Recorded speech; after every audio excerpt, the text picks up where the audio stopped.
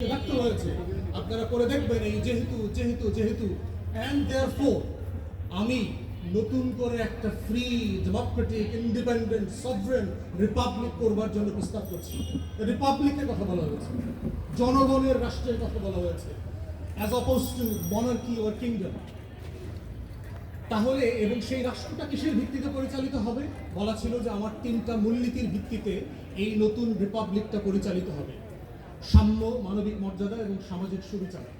French রেভলিউশনের declaration যদি পড়েন, rights of man, সেখানে দেখবেন যে এক্স্যাক্টলি সেই ভ্যালু সিস্টেমগুলো যেগুলো বলশেভিক রেভলিউশনে বলা হয়েছিল যে এই ভিত্তিতে আমার এই রাষ্ট্রটা হবে।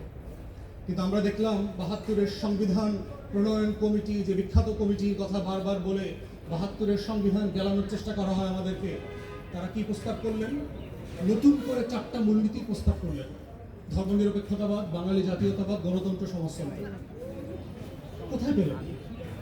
যেই ঘোষণাপত্রের ভিত্তিতে লক্ষ লক্ষ মানুষ মুক্তির লড়াইতে নেমেছিল, আমার বাবা সহ, তারা তো ওই মূলনীতিগুলো শুনে যুদ্ধে নেমেছিল। আপনি এই মূলনীতিটা কোথায় পেলেন? 70-এর নির্বাচনে ম্যান্ডেট দিয়েছিলেন এই মূলনীতির ভিত্তিতে নতুন রাষ্ট্র করবেন, নেন নাই।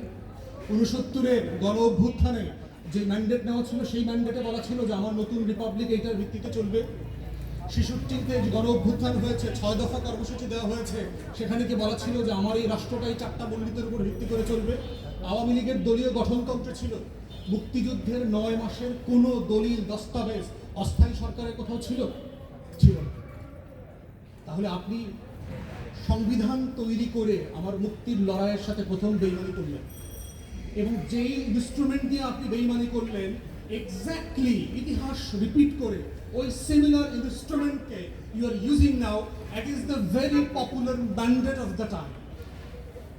2026-এর ম্যান্ডেটকে আপনি এক্স্যাক্টলি সেম সংবিধান দিয়ে জাস্টিফাই করবার চেষ্টা করছেন। আমার স্বাধীনতার ঘোষণাপত্রে বলা ছিল একটা ডেমোক্রেটিক গভর্নমেন্ট করবে, একটা রিপাবলিক হবে। সেই রিপাবলিকে দেখলাম সোনার বাংলার নেপো কিডসরা গত পরশুদিন কিভাবে আমার ক্রিকেট বোর্ড দখল করে ফেললো। বলা ছিল রিপাবলিকের কথা, কিন্তু কায়েম করলেন রাজতন্ত্র। আপনার পারিবারিক রাজতন্ত্র কায়েম করলেন। নেপালের কথা মনে নাই? নেপালের আন্দোলন কোথায় শুরু হয়েছিল? আপনাদেরকে মনে করিয়ে দিচ্ছি, এই নেপো কিডদেরকে বাংলাদেশের তরুণরা আবার প্রতিরোধ করবে ইনশাআল্লাহ। বাংলাদেশের ইতিহাস সাক্ষী, these are not tolerated for years and years, for hundreds of years. These have been evident for the nation and the students. These have been the place for evidence. This has happened in the past and shall happen in the future for the same given reason. এটা হতেই হবে। এটা মুক্তির লড়াইয়ের অঙ্গীকার ছিল আমাদের। সেই নেপোকেটসরা আবার বাংলাদেশে নতুন করে সুটটাই করে ফিরে আসছে, যাদের আয়োটা অফ এভিডেন্স কোনো কন্ট্রিবিউশন নাই গত জুলাইয়ের অভ্যুত্থানে, ন্যূনতম কোনো অভ্যুত্থানের কোনো কন্ট্রিবিউশন নাই।